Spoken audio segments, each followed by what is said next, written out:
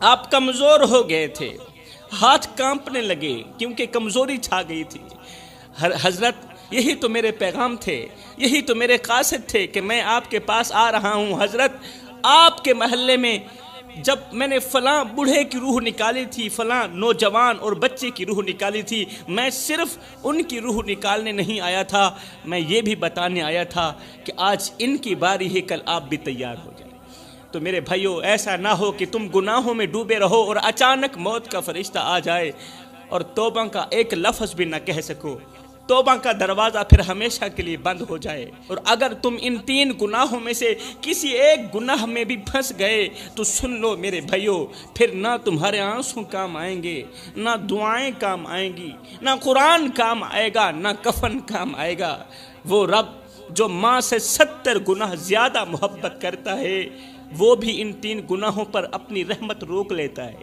اتنا بڑا رب، اتنی بڑی رحمت کرنے والا رب، لیکن جب ان 3 گناہوں کا نام آتا ہے نا، اپنی رحمت روک لیتا ہے، وہ بھی معافی کا دروازہ بند کر دیتا ہے۔ اب بتاؤں گا کہ وہ 3 گناہ کون سے ہیں، فیصلہ کر لو۔ جوانی ہے، طاقت ہے، ہمت ہے۔ اگر ہمت ہے تو پھر اللہ کو مان لو، ہمت ہے تو پھر اللہ کی مان لو، ورنہ کل قبر تمہیں ایسے دبوچے گی، ایسے دبوچے گی جیسے شکار کو درندہ نوچتا ہے۔ میرے رسول کریم صلی اللہ علیہ وسلم نے فرمایا، صحابہ 3 گناہوں سے اللہ تعالیٰ سخت نفرت کرتا ہے۔ یہ وہ گناہ ہیں جو زمین کو ہلا دیتے ہیں، آسمان کے فرشتے کانپ اٹھتے ہیں اور رب کا غضب بھڑک اٹھتا ہے۔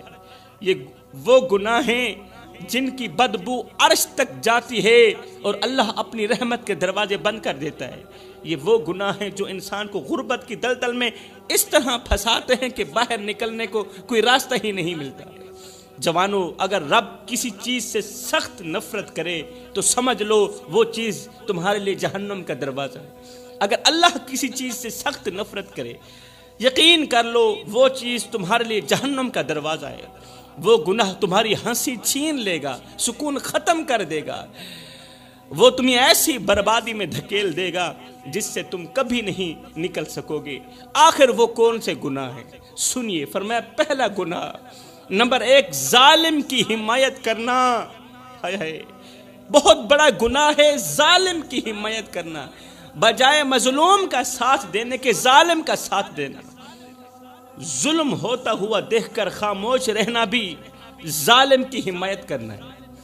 اگر کسی پر ظلم ہو رہا ہے، تم دیکھنے کے باوجود بھی خاموش ہو تو اس کا مطلب یہ ہے کہ ظالم ظلم کرتا رہے، مظلوم روتا رہے اور تم تماشا دیکھتے رہو۔ ہائے، آج فلسطین کی گلیوں میں خون بہہ رہا ہے، بچے اپنے کٹے ہوئے ہاتھ اٹھا کر آسمان کی طرف دیکھ رہے ہیں، جیسے وہ پوچھ رہے ہوں، اللہ ہم نے کیا گناہ کیا تھا، تیرا کیا بگاڑا تھا۔ ہائے، غزہ کی ہر دیوار پر خون ہے میرے بھائیو، ہر گھر میں ماتم ہے اور ہر چوتھا قدم قبر ہے، مگر ہم خاموش ہیں۔ او جوانو، ہم کیوں اتنے بے حس ہو گئے کہ چیختی لاشیں بھی ہمیں نہ جگا سکیں؟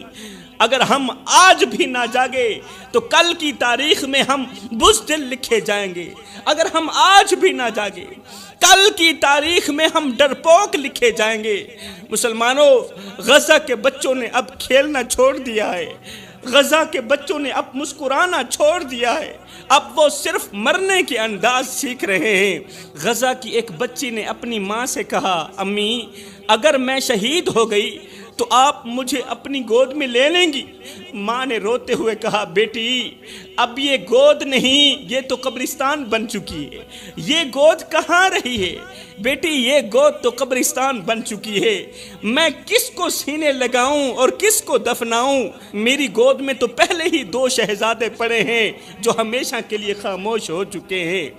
دکھ اس بات کا ہے کہ ایک طرف ایک بھائی مر رہا ہے، درد اس بات کا ہے کہ ایک طرف ایک مسلمان بھائی مر رہا ہے اور دوسرا بھائی اسے اس قدر ذلیل اور رسوا ہوتا دیکھ کر بھی کہتا ہے یہ مسئلہ سیاسی مسئلہ ہے۔ بھائی پر اتنا ظلم دیکھ کر بھی، ظلم کے پہاڑ دیکھ کر بھی دوسرا بھائی یہ کہہ رہا ہے کہ یہ مسئلہ سیاسی مسئلہ ہے۔ نہیں بھائی، یہ سیاسی مسئلہ نہیں، یہ غیرت کا مسئلہ ہے، یہ انسانیت کا جنازہ ہے، کیونکہ ہماری غیرت مر گئی ہے، ہم زندہ ہو